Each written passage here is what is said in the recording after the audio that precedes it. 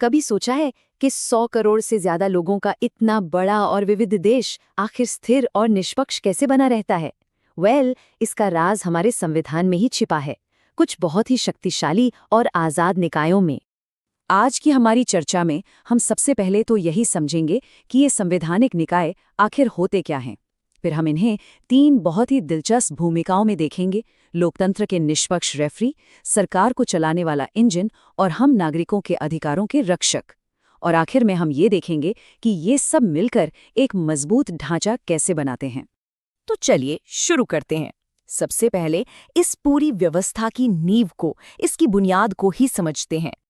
देखिए, सीधे और सरल शब्दों में कहें तो एक संवैधानिक निकाय वो संस्था है जिसे अपनी ताकत सीधे भारत के संविधान से मिलती है, किसी सरकार या किसी नेता से नहीं। और यही बात इसे इतना ज्यादा खास बनाती है, क्योंकि इसका मतलब है कि ये सरकार के किसी भी अंग, चाहे वो संसद हो, मंत्री हो या फिर अदालतें, उनके दबाव के बिना बिल्कुल स्वतंत्र होकर काम कर सकती है।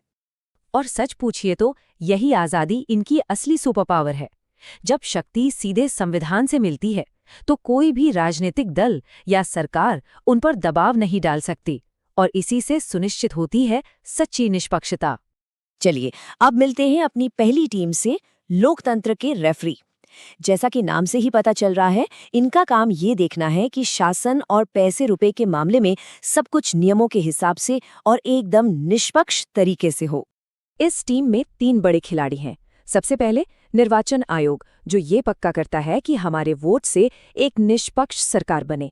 फिर आता है वित्त आयोग, जो ये तय करता है कि केंद्र और राज्यों के बीच टैक्स का पैसा कैसे बटेगा, ताकि किसी के साथ कोई भेदभाव न हो। और आखिर में जीएसटी परिषद, जो ये तय करती है कि हम जो भी सामान खरीदते हैं उस पर कितना टैक्स लगेगा।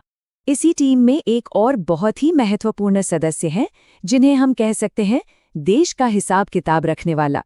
इनका काम ये देखना है कि सरकार जनता के पैसे का एक एक रुपया कहाँ और कैसे खर्च कर रही है। जी हाँ, हम बात कर रहे हैं भारत के नियंत्रक एवं महालेखा परीक्षक यानी सीएजी की। संविधान का अनुच्छेद 148 इन्हें ये शक्ति देता है कि वो केंद्र और राज्य सरकारों के सभी खर्चों की जांच पड़ताल करें, ताकि वित्तीय पारदर्शिता और जवाबदेही बनी रहे। आपको पता है, सीएजी की रिपोर्टों ने ही कई बार देश के बड़े बड़े घोटालों से पर्दा उठाया है। चलिए अब चलते हैं सरकार के इंजन रूम में। ये वो निकाय हैं जो देश के प्रशासन और कानून की मशीनरी को हर रोज हर दिन चलाते हैं। यहाँ हमें 4 मुख्य स्तंभ मिलते हैं: यूपीएससी और एसपीएससी, जो देश के लिए सबसे काबिल सरकारी अधिकारियों का चयन करते हैं। और फिर है अटॉर्नी जनरल और महाधिवक्ता, जो केंद्र और राज्य सरकारों के सबसे बड़े कानूनी सलाहकार होते हैं, ठीक वैसे ही जैसे एक कंपनी का अपना वकील होता है। तो सही अधिकारियों को चुनने से लेकर सरकार को सही कानूनी सलाह देने तक ये निकाय ही हैं जो इस बात को पक्का करते हैं कि देश का प्रशासन बिना किसी रुकावट के सुचारू रूप से चलता रहे। और अब मिलते हैं हमारे अंतिम लेकिन शायद सबसे महत्वपूर्ण समूह से, लोगों के रक्षक। इनका एकमात्र मिशन हर नागरिक, खासकर हमारे समाज के सबसे कमजोर वर्गों के अधिकारों की रक्षा करना है। जैसा कि यहाँ साफ दिख रहा है, हमारे संविधान ने समाज के हर वर्ग की सुरक्षा के लिए विशेष प्रावधान किए हैं। अनुसूचित जातियों, जनजातियों और पिछड़े वर्गों के लिए अलग अलग राष्ट्रीय आयोग हैं जो उनके हितों की रक्षा करते हैं। सिर्फ इतना ही नहीं, जो लोग भाषाई रूप से अल्पसंख्यक हैं, उनके अधिकारों की रक्षा के लिए भी एक विशेष अधिकारी होता है। तो अब हमने सभी टुकड़ों को अलग अलग देख लिया है। चलिए अब एक कदम पीछे हटते हैं और देखते हैं कि ये पूरी तस्वीर एक साथ कैसी दिखती है। याद है ये सूची जिससे हमने अपनी बात शुरू की थी?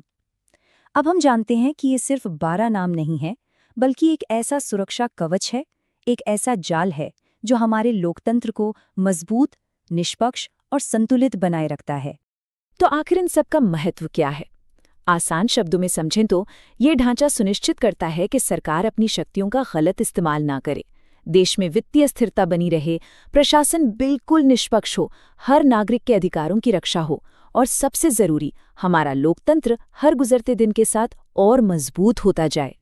और आखिर में एक सवाल, जैसे जैसे भारत बदल रहा है और नई नई चुनौतियां सामने आ रही हैं, तो क्या इन बुनियादी संस्थानों की भूमिका को भी बदलने की जरूरत है? इस पर सोचिएगा जरूर।